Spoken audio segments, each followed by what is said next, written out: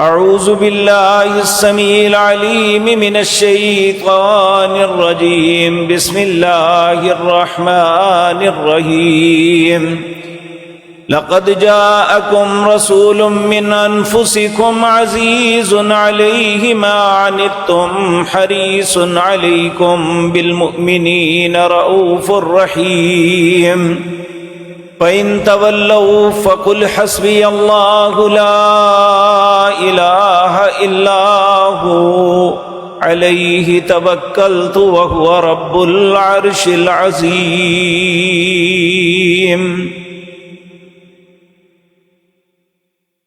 حضرات محترم،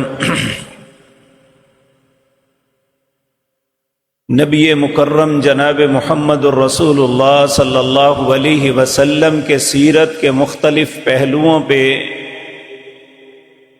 آپ کے سامنے گزارشات کر رہا ہوں۔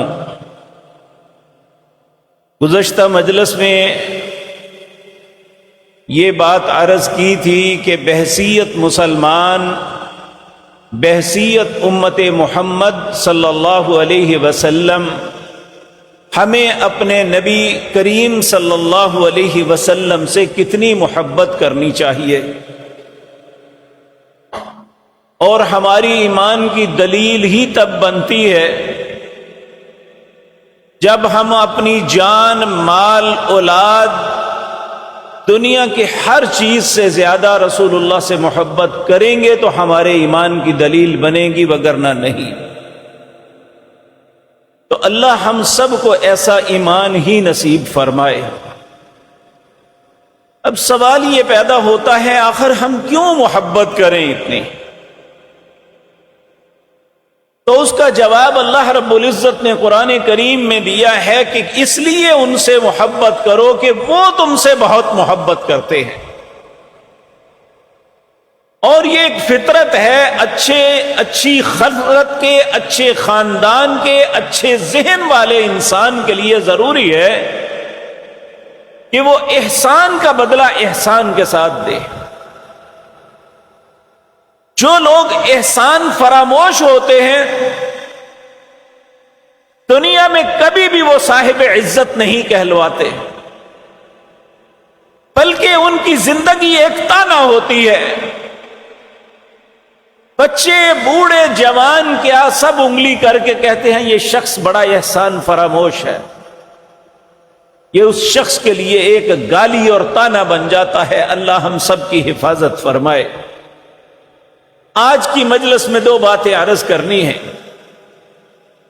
پہلی بات، نبی کریم صلی اللہ علیہ وسلم اپنی امت کے کتنے ہمدرد تھے، اور اس ہمدردی کے مقابلے میں ہم نے اس رسول کی ہمدردی کا کیا جواب دیا۔ میں نے جو آیت آپ کے سامنے پڑھی ہے،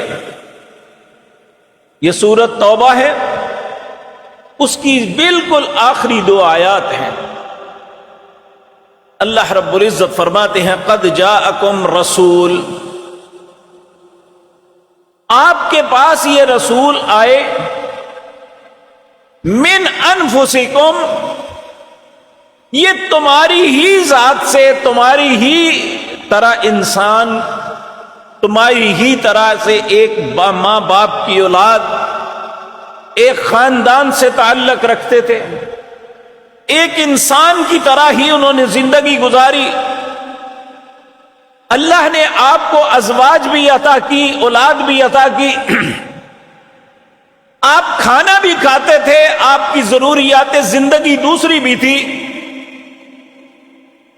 اگر اللہ نبی کوئی فرشتہ بھیج دیتا یا انسان کے علاوہ کسی اور مخلوق سے بھیجتا تو ہم ان کی اتباع کر ہی نہیں سکتے تھے۔ ان کی اپنی نفسیات، ان کے اپنے طریقہ کار، ان کا اپنا معاملہ، ہم نقل تو ان کی کر سکتے ہیں جو ہماری طرح ہوں گے۔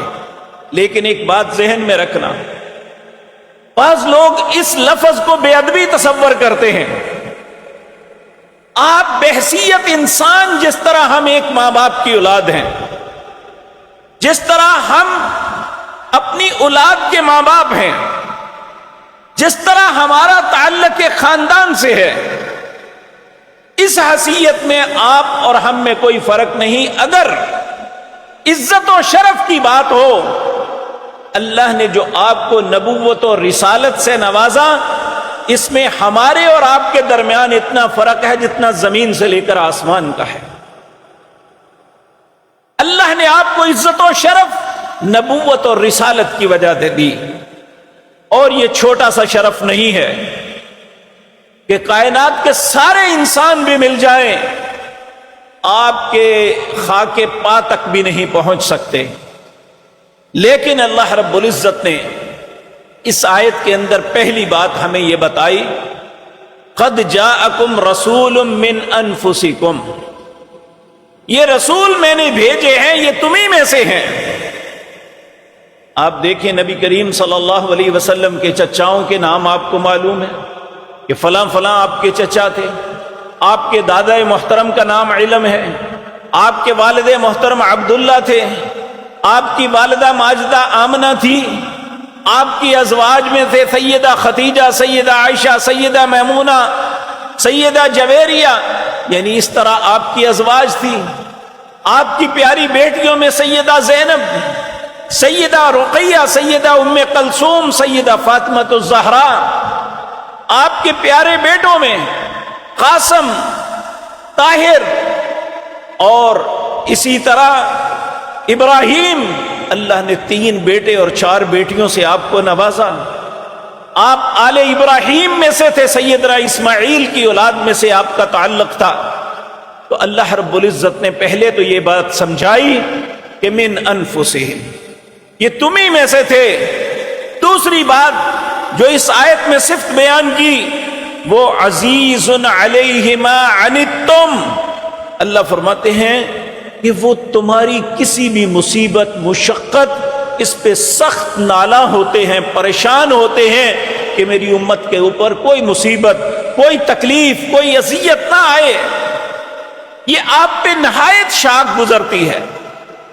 آپ ویسے تو ہر نبی اپنی امت کا خیر خواہ ہوتا ہے، لیکن نبی کریم صلی اللہ علیہ وسلم کا اپنی امت کے ساتھ جو تعلق، یہ بڑا ہی عجیب تھا۔ آپ وہ ہیں جو اپنی امت کے لیے بہت ہی حریص تھے کہ لوگ جہنم کے عذابوں سے بچ جائیں، ایک حیوانوں کی زندگی نہ گزاریں، یہ جہنم کا ایندھن نہ بنے، بلکہ جو جنت اللہ نے نعمتوں والی بنائی ہے اس کے وارث یہ لوگ بن جائیں۔ اس کے لیے آپ نے زندگی بھر جد و جہد اور کوشش کی۔ اور اسی طرح تیسری صفت یہ بیان فرمائی، حریص علیکم، وہ بہت ہی حریص ہیں تمہارے دین لانے پہ، دین کی طرف پلٹنے پہ، اللہ رب العزت کی اطاعت اور فرما برداری پہ، تمہاری بھلائی پہ، تمہاری خیر پہ۔ اللہ کے رسول صلی اللہ علیہ وسلم وہ بہت ہی حریص ہیں۔ جس طرح آپ کہتے ہیں یہ فلاں بندہ بڑا حریص ہے، کس بات کا؟ کوئی مال کا حریص ہوتا ہے، کوئی منصب کا حریص ہوتا ہے، کوئی شخص جو تعریف کا حریص ہوتا ہے، کوئی یہ سمجھتا ہے کہ لوگ ہر وقت اس کی تعریفیں کرتا رہے، میں بڑا بن جاؤں۔ لیکن رسول اللہ کس بات کی حرص رکھتے تھے کہ میری امت، یہ انسانیت، یہ بھلائی کی رستے پہ آ جائے، یہ خیر کو قبول کر لے، یہ جہنم کے عذابوں سے بچ جائے، یہ جنت کے وارث بن جائیں۔ دن رات اسی کوشش میں رسول اللہ صلی اللہ علیہ وسلم آپ لگے رہے۔ آپ کی جد و جہد اور کوشش اسی بات پہ تھی، ایک ایک بندے کے لیے، ایک ایک جماعت کے لیے، ایک ایک خاندان کے لیے آپ نے جو جد و جہد کی وہ اپنی جگہ ہے۔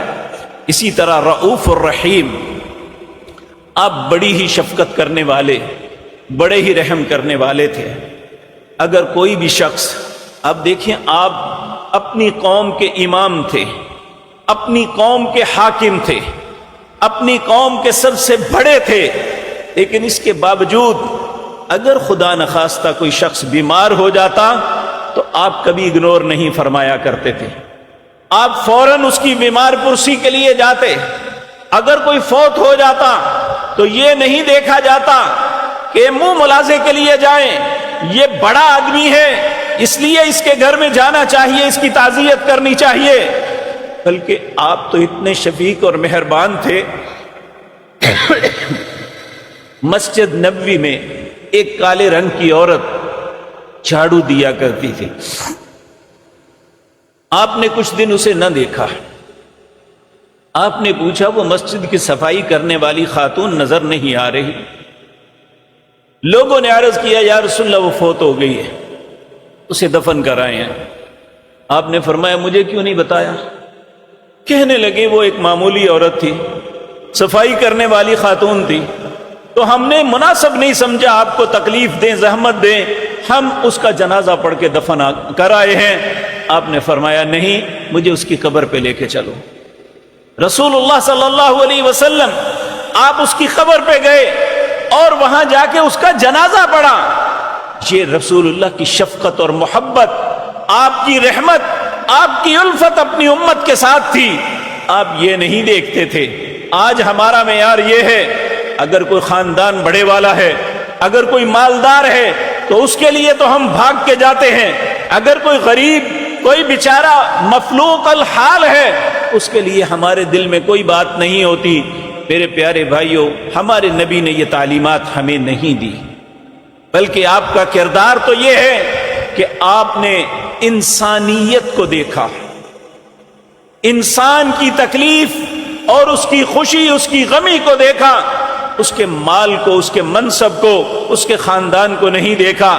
اللہ رب العزت نے آپ کی تعریف کرتے ہوئے یہ بات کہی کہ رؤوف الرحیم، یہ میرے پاک پیغمبر 4 صفتیں بیان کی۔ لقد جاءکم رسول، یہ رسول تمہارے پاس آئے، پہلی من انفسکم، یہ تمہیں میں سے تھے۔ دوسری من انفسکم عزیز علیہ، یہ تمہارے لیے بہت خیر خواہ ہے۔ حریص علیکم، یہ بہت حریص ہیں۔ رؤوف الرحیم، یہ بڑی شفقت کرنے والے مہربان ہیں۔ اللہ رب العزت ہزاروں کروڑوں درود و سلام بھیجے رسول اللہ صلی اللہ علیہ وسلم کی ذات پہ کہ آپ نے اپنی امت کے ساتھ یہ شفقت فرمائی، لیکن اللہ نے اس کے ساتھ ہی ایک بات جو فرمائی وہ ہمارے لیے، ہمیں ہلا دینے کے لیے کافی ہے، اور وہ کیا ہے؟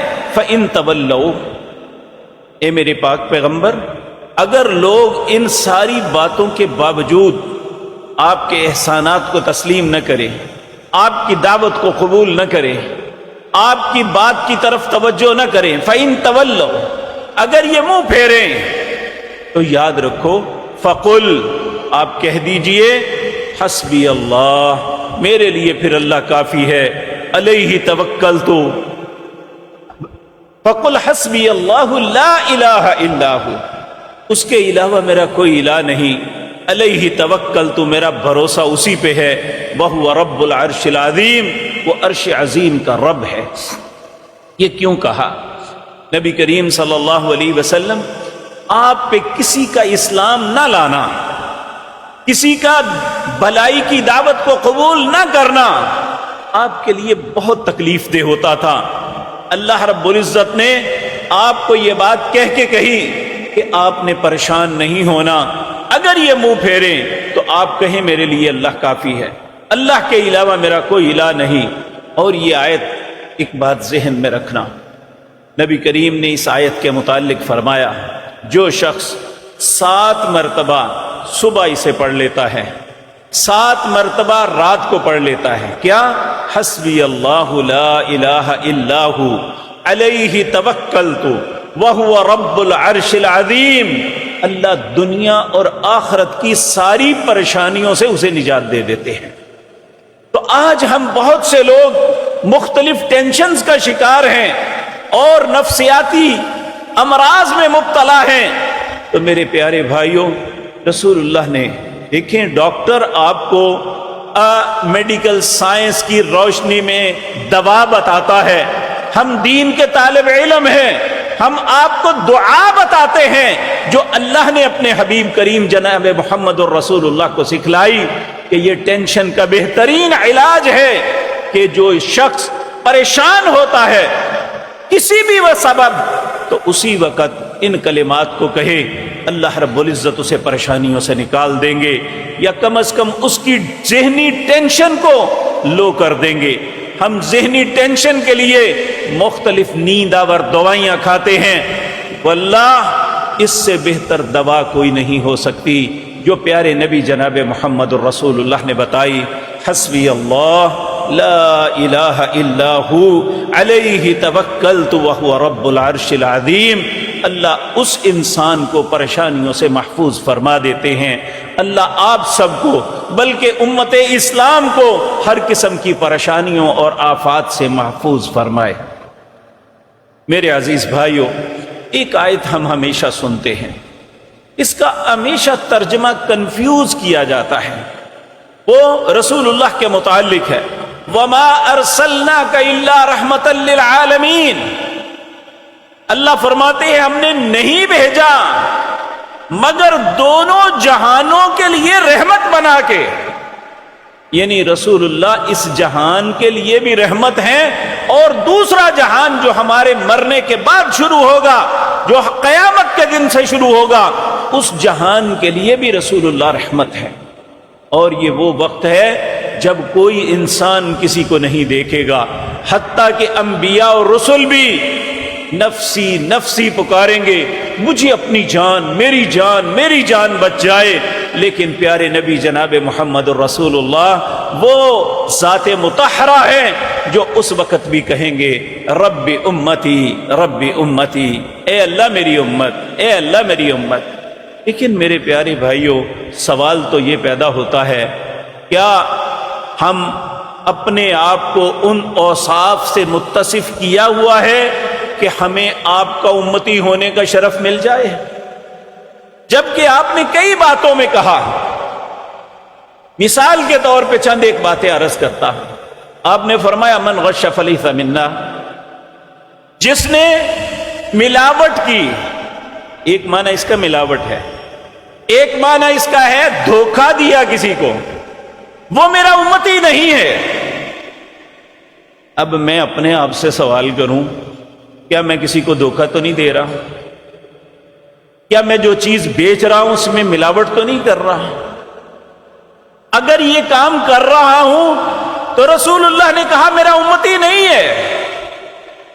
اسی طرح انسان کی زندگی میں پریشانیاں تکلیفیں بھی آ جاتی ہیں، یہ دنیا ہے، دارالامتحان ہے، اور جو شخص کسی پریشانی کے وقت من ضرب الخدود وشق الجیوب ودعا بدعوت الجاہلیہ فلیس منا، جس نے اپنی پریشانی کے وقت اپنے رخساروں کو پیٹا، جس نے اپنے گریبان کو پھاڑا، جس نے جاہلیت کی پکاریں پکاری، وہ میرا امتی نہیں ہے۔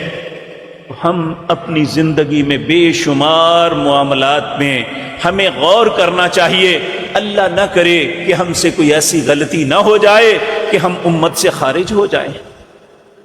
آپ کی دعائیں تو اپنی امت کے لیے ہیں، لیکن اگر ہم امت میں شامل ہوں گے تو وہ دعاؤں کے حقدار بنیں گے۔ اگر خدا نخواستہ اپنی کسی غلطی کی وجہ سے، رسول اللہ نے پہلے سے فرما دیا اگر یہ غلطی کرو گے تو میرے امتی نہیں ہو، تو پھر کون سا آئیڈینٹی کارڈ لے جا کے ہم دکھائیں گے نہیں جی آپ کے امتی ہیں؟ العیاذ باللہ۔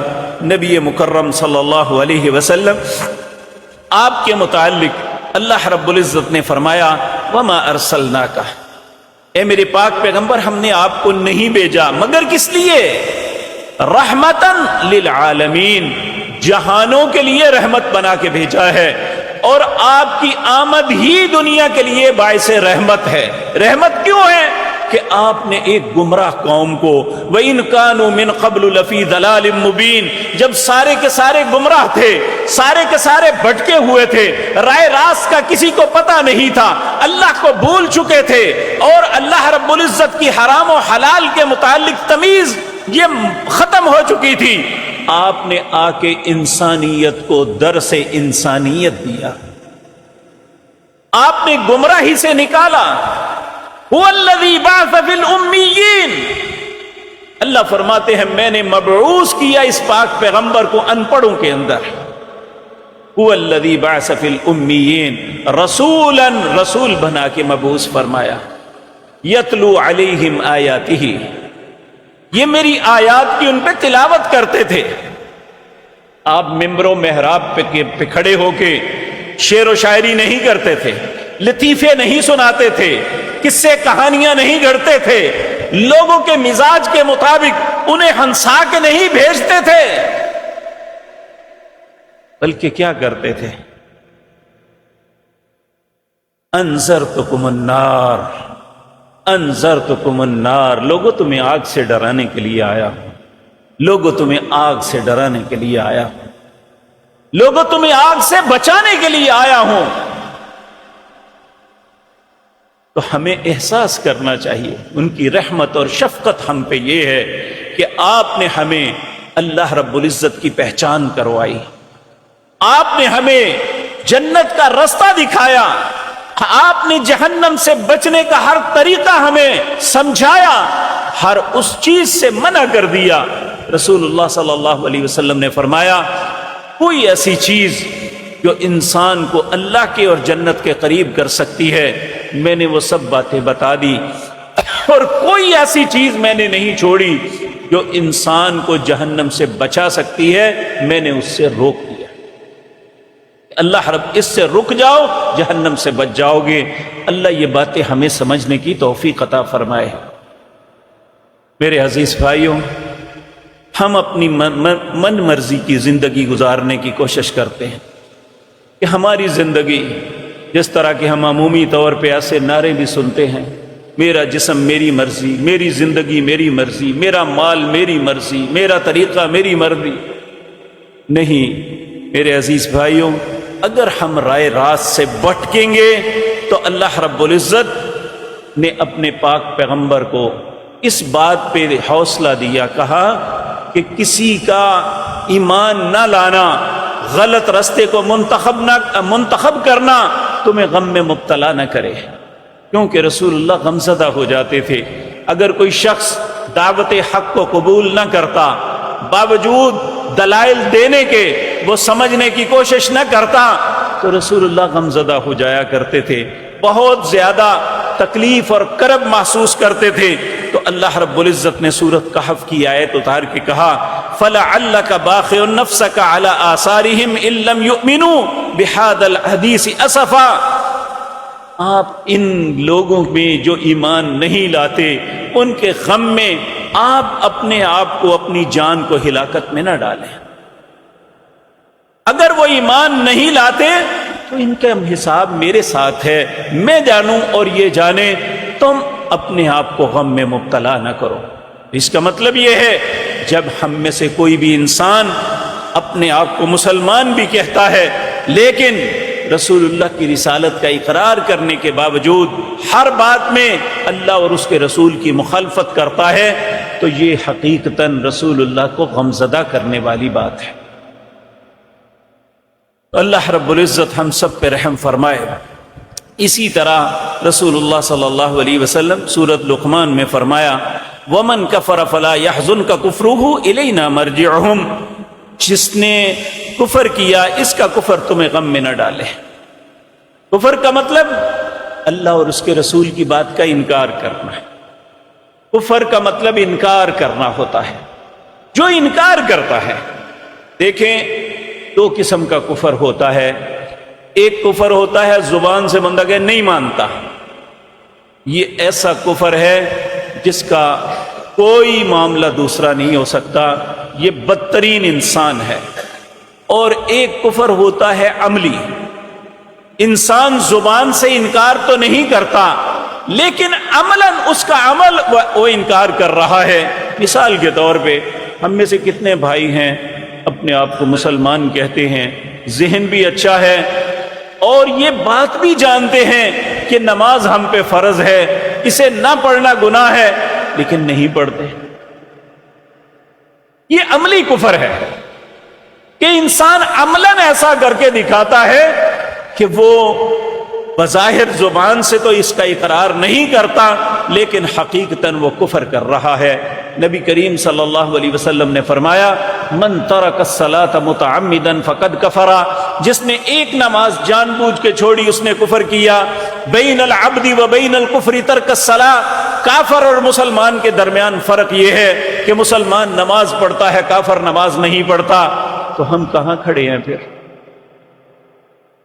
آپ نے تو ایک نماز کے متعلق فرمایا، یقین جانیے یہ بات میں دکھ سے عرض کر رہا ہوں، کسی کی تضحیق کے لیے نہیں، ہم مسلمان ہیں، ہمیں بہت سوچ سمجھ کے زندگی گزارنی چاہیے۔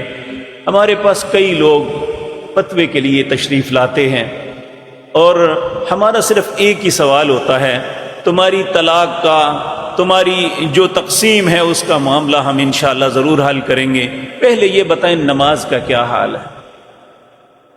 جی کبھی پڑھ لیتا ہوں کبھی نہیں۔ واللہ بعض اوقات ایسا ہوتا ہے کہ بعض لوگ سال ہر سال کبھی نماز کے لیے مسجد میں داخل ہی نہیں ہوئے۔ اور ایک بات اور بھی ذہن میں رکھیں، آپ دیکھیں جماعت کھڑی ہے، کچھ لوگ قیام میں ہیں یا رکوع کے اندر یا سجدے یا تحیات کے اندر، ایک شخص آتا ہے واش روم استعمال کرتا ہے، دیکھتا ہے کہ لوگ اللہ کی بارگاہ میں سرب سجود ہیں، رکوع میں ہیں، قیام میں ہیں، تحیات میں ہے، لیکن اس کا ضمیر اسے نہیں یہ اس بات پہ ملامت کرتا کہ اے دیوس انسان تو بھی مل جا ان لوگوں کے ساتھ، تیرا رب تجھ پہ راضی ہو جائے۔ اسے کہا بھی جائے تو نفرت سے باہر چلا جاتا ہے۔ وہ نماز مسجد کے دوسرے معاملے یوز کرنا تو فرض سمجھتا ہے، لیکن اللہ کے گھر میں نماز پڑھنا جائز نہیں سمجھتا۔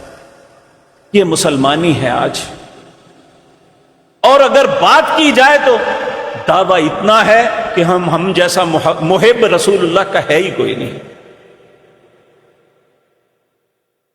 کہاں کھڑے ہیں میرے عزیز بھائیو ہم؟ اور میں پہلے بھی ایک مرتبہ عرض کی، طلاق کا مسئلہ تھا، ایک ذمہ دار پولیس افسر اور اچھے عہدے پہ، تو اسے نماز کی بات ہوئی تو نماز کے سوچ میں پڑ گیا۔ تو ہمارے مفتی صاحب پوچھنے لگے بھائی جان آپ کو کتنا وقت ہو گیا ہے کہ آپ نے نماز پڑھی ہو؟ کہتا یاد نہیں۔ کہ پھر بھی یاد کریں، تو میرا خیال ہے 16 سال سے میں نے نہ نماز نہ جمعہ پڑھا ہی نہیں۔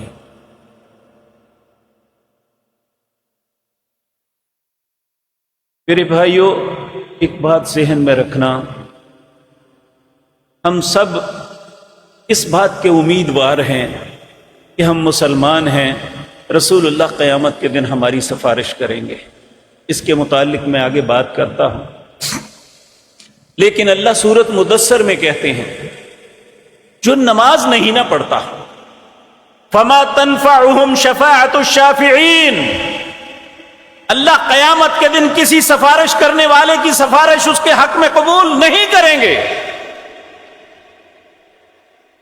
تو جب ایک انتہائی دنیا کا سب سے باعزت انسان اسے پتا ہو کہ یہ وہ لوگ ہیں جنہوں نے نماز نہیں پڑھی تھی، تو وہ سفارش کرنے کے لیے اللہ کے حضور جائیں گے، جبکہ انہیں پتا ہوگا کہ اللہ نے اس سفارش کو قبول نہیں کرنا۔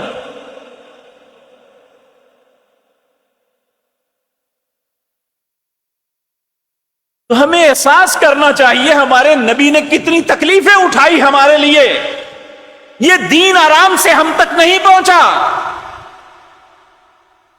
کتنے ہی لوگوں نے اپنی جانوں کو قربان کیا، کتنے ہی خاندانوں نے اپنے مالوں کو قربان کیا، کتنے ہی لوگوں نے اپنی اولادوں کو وقف کیا، کتنے ہی محدثین ہمارے نظر آتے ہیں جن کو ہم پڑھتے ہیں، اور انہوں نے اپنی زندگی کے کروڑوں درہم و دینار صرف اللہ کے دین کے فروغ کے لیے خرچ کر دیے۔ آج تو ہم مولوی صرف یہ سوچتے ہیں کہ ہمیں مال ملے، لیکن ہمارے اسلاف کا تو طریقہ یہ تھا کہ وہ دیکھتے تھے ہمارے پاس جو کچھ ہے، علم ہے، مال ہے، اولاد ہے، جو کچھ ہے، اللہ کے دین کے فروغ کے لیے جو ہے اسے وقف کر دیا جائے۔ یہ رسول اللہ صلی اللہ علیہ وسلم کی شفقت کا کچھ نہ کچھ مداوا ہے. آپ اپنی امت کے لیے اتنے شفیق اور مہربان، لیکن نبی کریم صلی اللہ علیہ وسلم مکے میں جب اہل مکہ نے ہر طرح آپ کی دعوت کو رد کر دیا،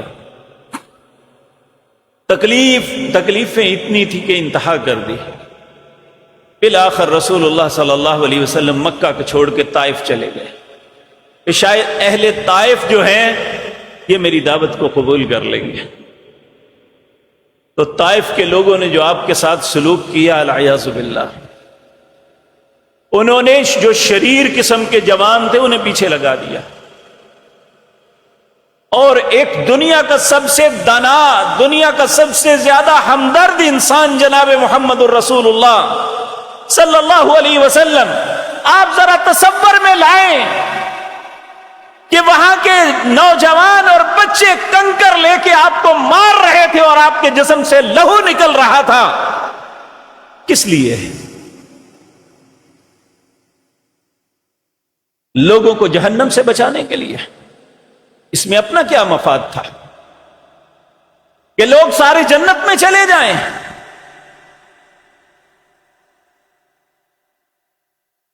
بالآخر ابی عامر کے باغ، جب ہم پہاڑی رستے میں طائف جاتے ہیں تو وہاں وہ جگہ بنی ہوئی ہے، انگوروں کا باغ تھا. آپ وہاں آ کے بیٹھتے ہیں، بے ہوش ہو گئے، آپ کے جسم اطہر سے خون بہ بہ کے آپ کا جوتا خون سے بھر گیا. تصور کریں کہ آپ کے ساتھ کیسا سلوک ہوا ہوگا.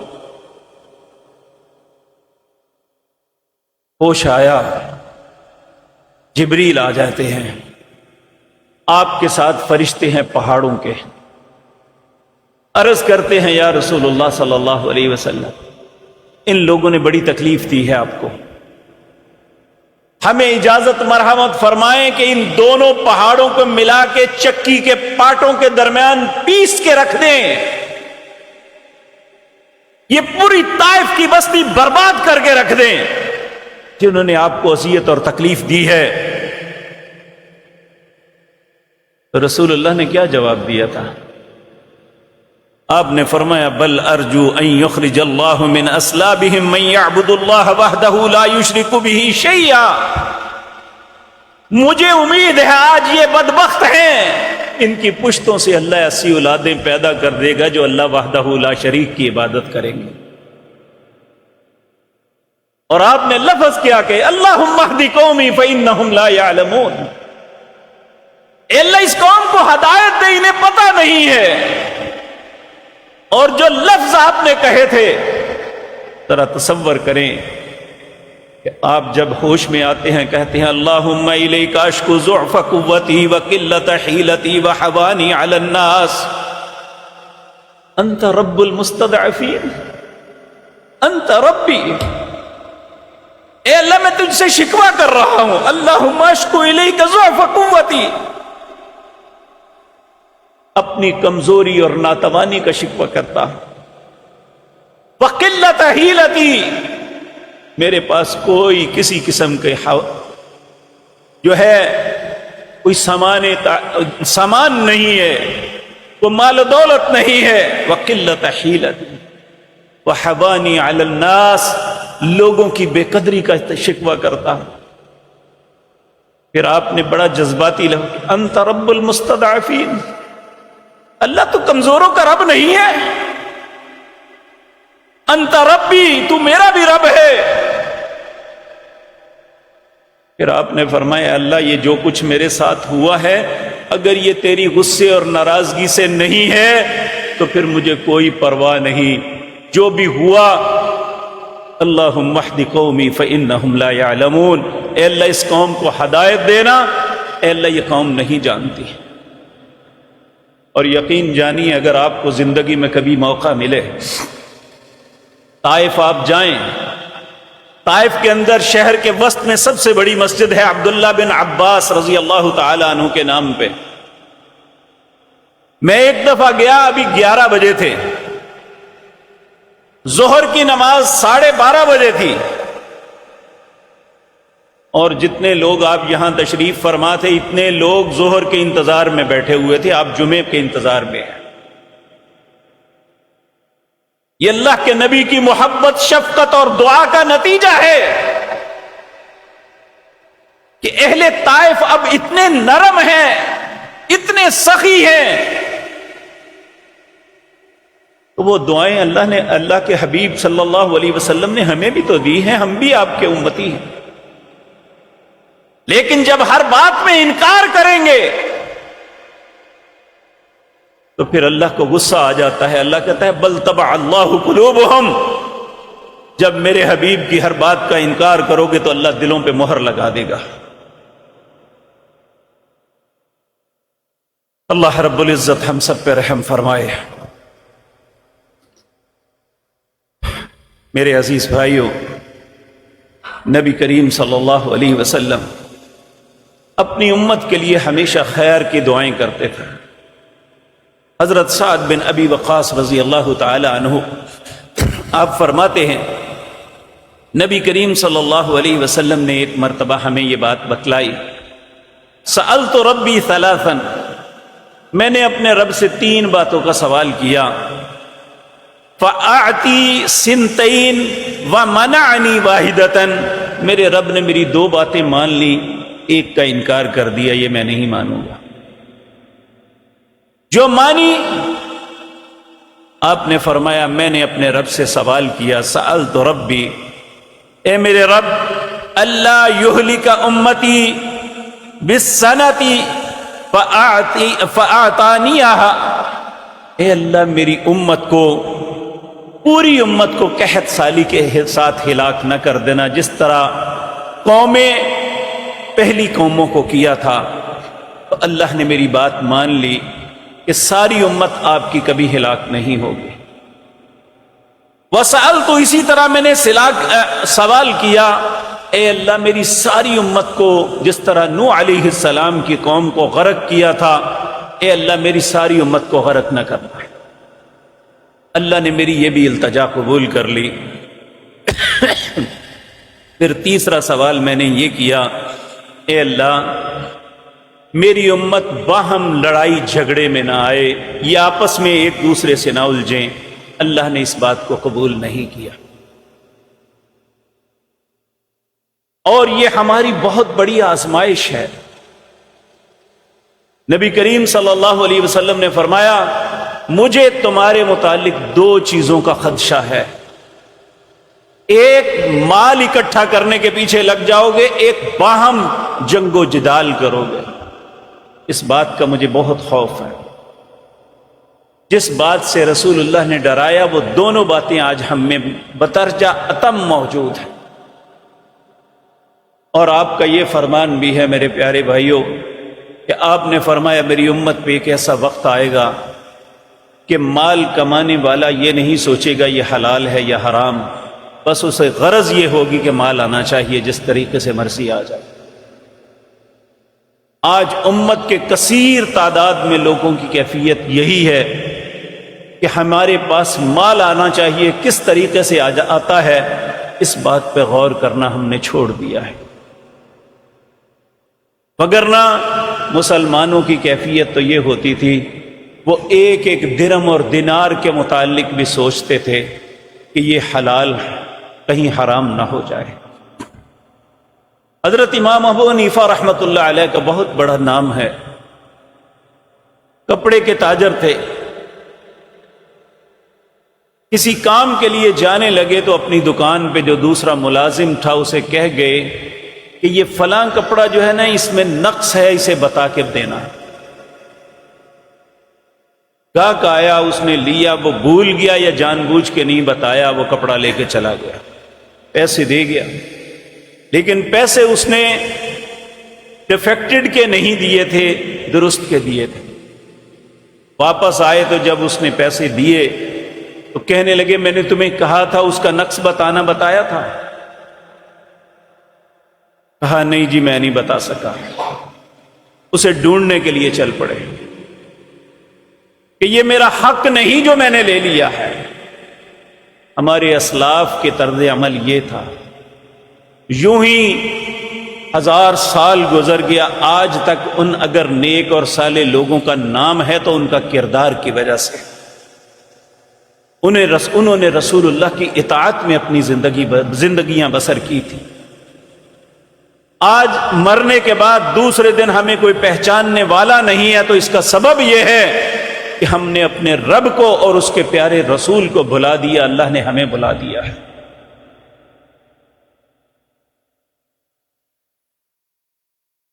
تو اللہ رب العزت ہم سب پر رحم فرمائے۔ نبی کریم صلی اللہ علیہ وسلم یہ بات پہلے بھی عرض کر چکا، سید عائشہ صدیقہ رضی اللہ تعالی عنہ کہتی ہیں جب بھی بادل چھاتے رسول اللہ صلی اللہ علیہ وسلم آپ خوف زدہ ہو جاتے ہیں، کبھی اندر آتے کبھی باہر جاتے اور کہتے اللہم لا تقتلنا بغضبک ولا تہلکنا بعذابک وعافنا قبل ذلک، اے اللہ اپنے عذابوں کے ساتھ ہمیں ہلاک نہ کر دینا، اپنے غضب سے ہمیں قتل نہ کر دینا، اس سے پہلے معاف کر دینا۔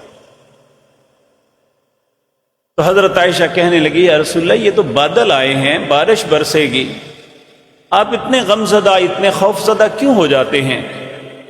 تو آپ نے فرمایا انی خشیت ان یکون عذابا سلطا علی امتی، میں ڈرتا ہوں مبادا قوم عذاب کی طرح یہ عذاب میری امت پہ مسلط نہ ہو جائے، کہ انہوں نے بھی بارش کو دیکھ کے خوشی کا اظہار کیا تھا لیکن اس میں پتھر تھے، اس میں آگ تھی، العیاذ باللہ۔ اور آپ دیکھ لیں آج جن حالات میں ہمارا ملک گزر رہا ہے، ان بارشوں میں جو اللہ کی رحمت گنی جاتی ہیں یہ ہمارے لیے ایک زحمت بن گئی۔ ضرورت سے زائد بارشیں جنہوں نے طوفانی صورت اختیار کی، لاکھوں لوگ اجڑ گئے، گھر بار تباہ ہو گئے۔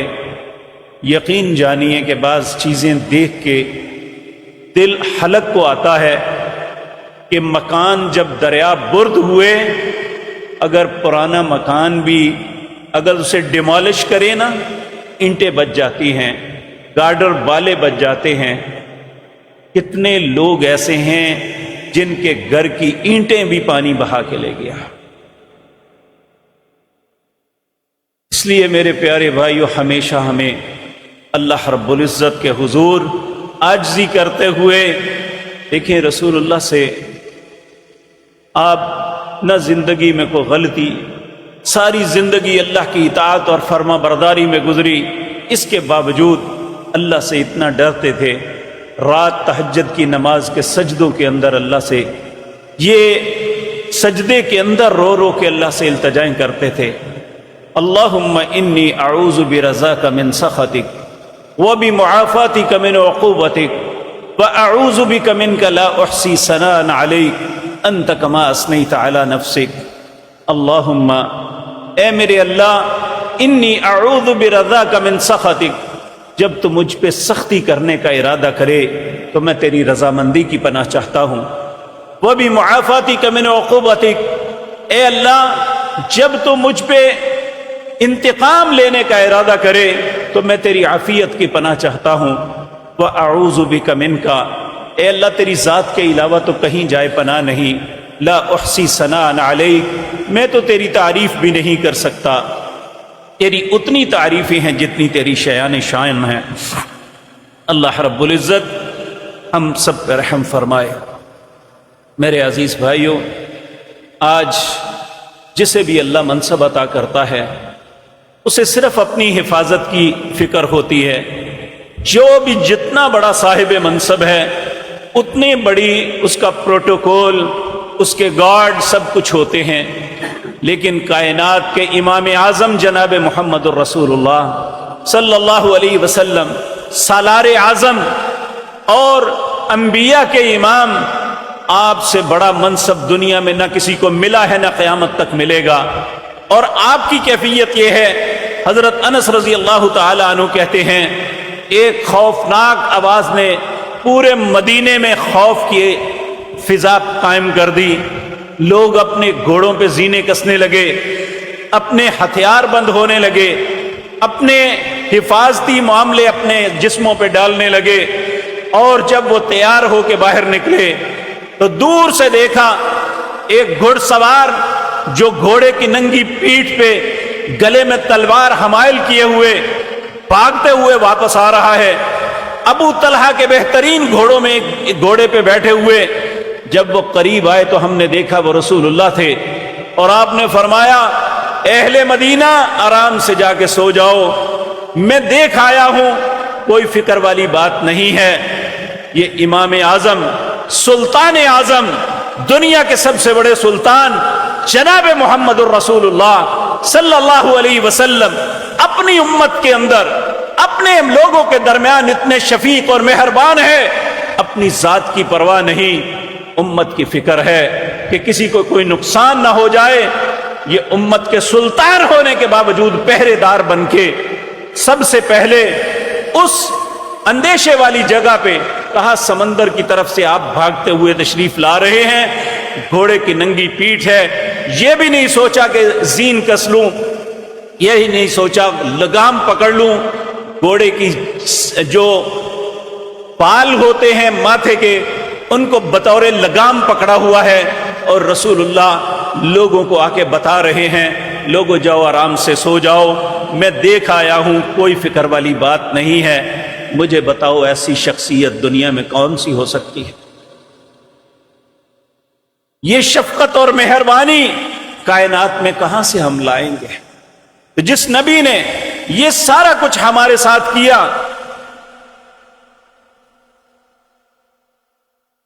اور پھر میرے بھائیوں ایک بات، حدیث یقین جانیے، جب بھی کسی بات پہ کوئی تیاری کرتے ہیں، سامنے بات آتی ہے نا، ہل جاتے ہیں۔ صحیح مسلم کے اندر حدیث نمبر 1828 ہے۔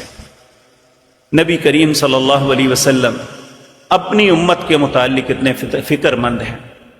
آپ نے فرمایا اللہم، اللہ سے دعائیں کرتے ہوئے ایک دعا کی، اللہم، اے میرے اللہ، من ولی من امر امتی شیئن، میری امت کے اندر اگر کسی شخص کو کسی بات کا والی بنایا، کسی منصب پہ فائز کیا، فشق علیہم، اس نے میری امت کے لوگوں پہ سختی کی، فاشکک علی، اے اللہ تیرا نبی محمد تجھ سے التجا کرتا ہے تو اس پہ سختی کرنا۔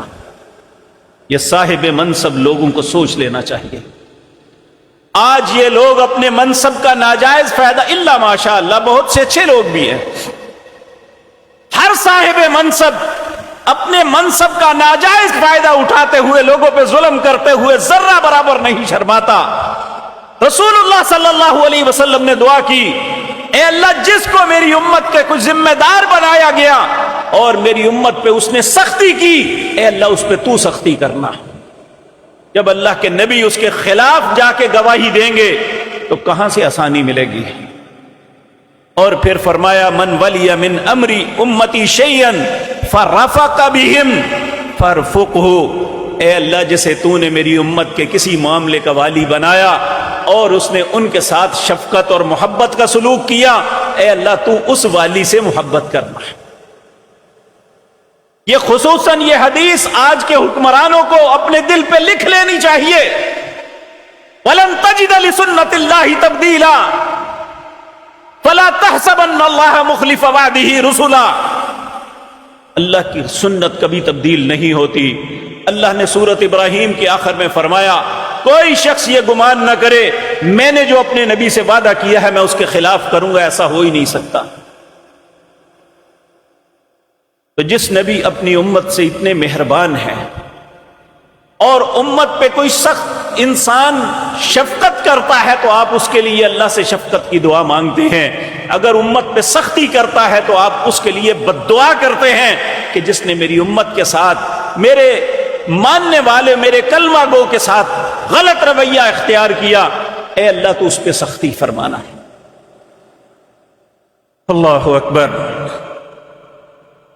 نبی کریم صلی اللہ علیہ وسلم آپ فرماتے ہیں میں نماز پڑھاتا ہوں، بعض اوقات قرآن پڑھتے بڑا دل چاہتا ہے کہ میں زیادہ قرآن پڑھوں، میرے کان میں کسی بچے کے رونے کی آواز پڑتی ہے تو میں اس کی ماں کی مشقت کو دیکھتے ہوئے اپنی نماز کو چھوٹا کر لیتا۔ ایک بچے کی آواز پہ رسول اللہ صلی اللہ علیہ وسلم چاہتے ہوئے بھی قرآن پڑھ رہے ہیں.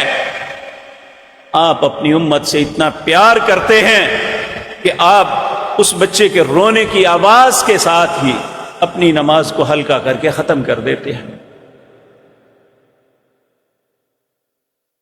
آخری بات میں عرض کر دوں، ایک رات رسول اللہ صلی اللہ علیہ وسلم نماز کے لیے کھڑے ہوئے اور ان دونوں آیتوں کو ساری رات پڑھتے رہے. رب انہن اضللن کثیرا من الناس فمن تبعنی فانہ منی ومن عصانی فانک غفور رحیم. پروردگار رب انہن اضللن کثیر، انہوں نے بہت سے لوگوں کو گمراہ کر دیا. اے اللہ میں تجھ سے التجا کرتا ہوں، فمن تبعنی فانہ منی، جس نے میری اتباع کی وہ تو میرا ہے. ومن عصانی، جو نافرمان ہے، کہا فإنک غفور الرحیم، تو بخشنے والا مہربان ہے. اور دوسری آیت آپ سورۃ مائدہ کی یہ پڑھی، ان تعذبہم فإنہم عبادک وإن تغفر لہم فإنک انت العزیز الحکیم. اے اللہ اگر تو ان پہ عذاب کریں تو یہ تیرے بندے ہیں، اگر تو انہیں معاف کر دے تو تو غالب حکمت والا ہے. آپ یہ آیتیں پڑھتے پڑھتے ساری رات گزر گئی، روتے ہوئے پھر کہتے ہیں ربی امتی ربی امتی، اے اللہ میری امت. ساروں قطار رو رہے ہیں، اے اللہ میری امت. رسول اللہ صلی اللہ علیہ وسلم آپ کے پاس جبریل آئے، اللہ نے بھیجا اور کہا اللہ رب العزت نے جبریل سے کہا جاؤ میرے پاک پیغمبر کے پاس، انہیں پوچھو کہ کیوں رو رہے ہیں، جبکہ اللہ کو خوب معلوم ہے کہ کیوں معاملہ کیا ہے.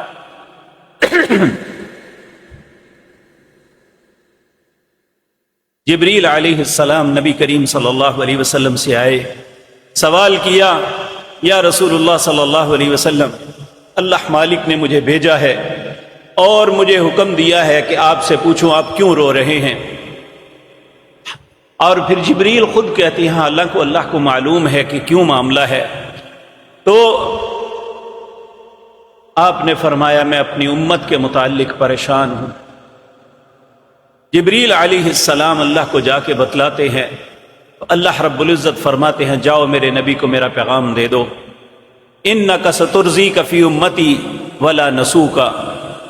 اے میرے پاک پیغمبر، میں آپ کی امت کے معاملے میں آپ کو راضی کر دوں گا، آپ کو ناراض نہیں ہونے دوں گا. پھر نبی صلی اللہ علیہ وسلم نے فرمایا ہر نبی نے دعا کی، میں نے بھی دعا کی، لیکن میں نے اپنی دعا کو قیامت کے لیے سنبھال لیا. اللہ نے مجھے اختیار دیا، آپ کی آدھی امت کو بخش دیا جاتا ہے یا شفاعت لے لو. تو میں نے اللہ سے کہا نہیں، اللہ مجھے شفاعت عطا فرما دے. اور میرے بھائیو، جس بندے کے دل کے اندر رائی کے برابر بھی ایمان ہوگا وہ انشاءاللہ رسول اللہ کی شفاعت کی وجہ سے اللہ اسے عذابوں سے نجات بھی عطا کر دیں گے.